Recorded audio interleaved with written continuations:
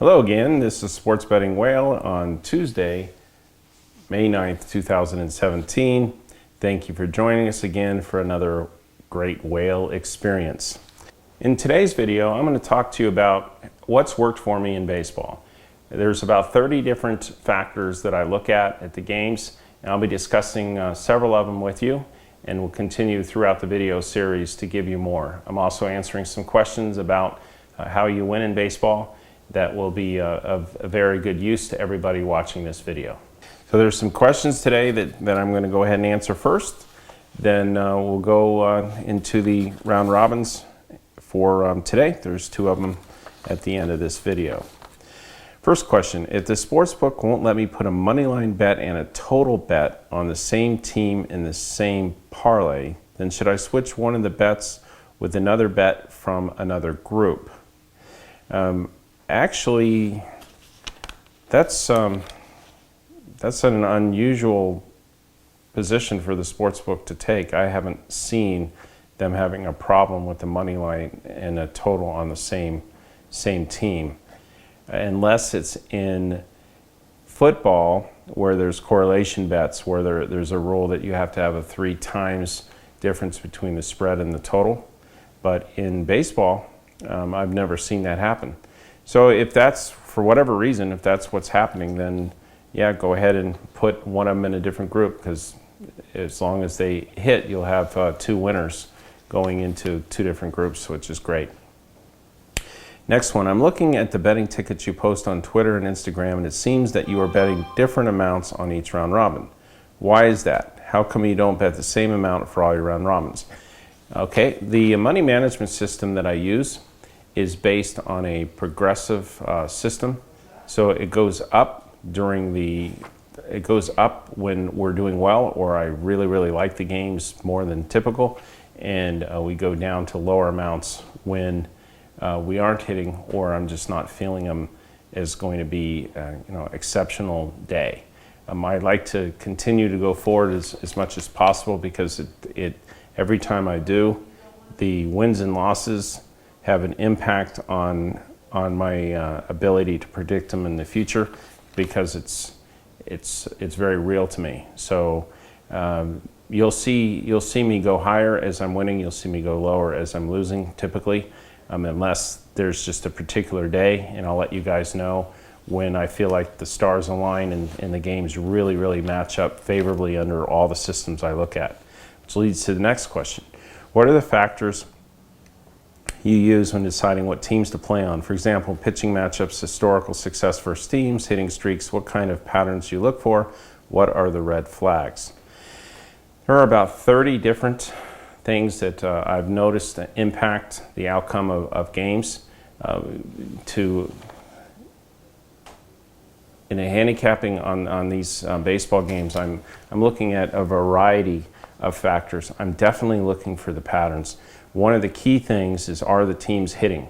And are they hitting up and down the lineup? Or are they just a couple guys hitting and the rest of the team is cold?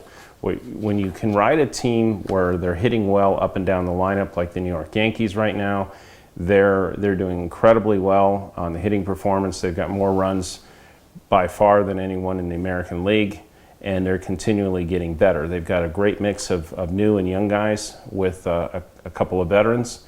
And until you see differently, they're very deep too. Until you see differently, you'd want to go ahead and ride the Yankees, and also the Yankees in over a lot right now.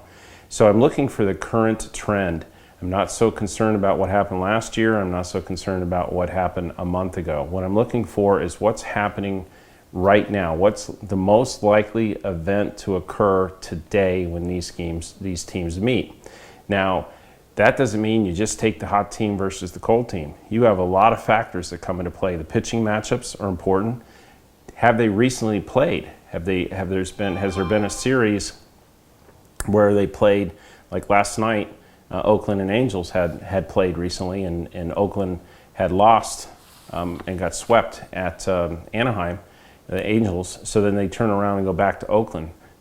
Even if the situation where Anaheim was much hotter than Oakland at that point, you've got to play that reversal factor and watching for that. Another one too is the anti-sweep rule. Lots of times you'll see on Sundays or on the final days that the team that had won every game going into the Sunday ends up losing on Sunday. So I'm looking to play the anti-sweep on the sweep days if I feel like the team has a good fighting chance. You'll tend to get really good odds too. You'll generally, the team that you'll take not to get swept will be an underdog. And so you've seen me hit some of those round robins or a lot of those plays using that approach. I think about a week ago or so, I hit 8 out of 8 using that approach on a sweep day. Pitching. Pitching is important to look at, but it's not the major factor most of the time. If you just rely on pitching, the pitching is already factored into the odds, very much so. So you don't have any advantage as a handicapper if you're only looking at the pitching. Pitching statistics are there for everyone to see. Everyone can see what the ERAs at home and the road, what the ERAs are for the last 3, the last 5, and how the pitchers generally do against their opponent that they're facing that day. All of those things, if all you do is focus on those, you will lose. You won't win long term using that approach. What's more important is who's going to score, and you definitely don't want to go against an extremely hot pitcher like Kershaw or something like that right now. That's not a money-making system for sure. But if a pitcher's average, then if you have 2 average pitchers, then you're just really looking at who's hitting better. What's the situation? Are there any emotions? Are there any revenge factors that are kicking in? Did one team just humiliate another team? All of these things have been developed over the last 25 years for me to know. There's also some instinct involved too, where that gut feeling gives you a good indicator of what's likely to happen. And there's something to that. And I certainly pay attention to that as well. And when I ignore it, I tend to lose. So I know that's a long answer, but there's a lot of factors, and I do consider about 30 of them when I'm looking at the games. Do you ever base your picks on reverse line movements? What I assume you mean by that is that the lines moved dramatically one way or the other, and that means that the money is flowing on a particular team or against a particular team.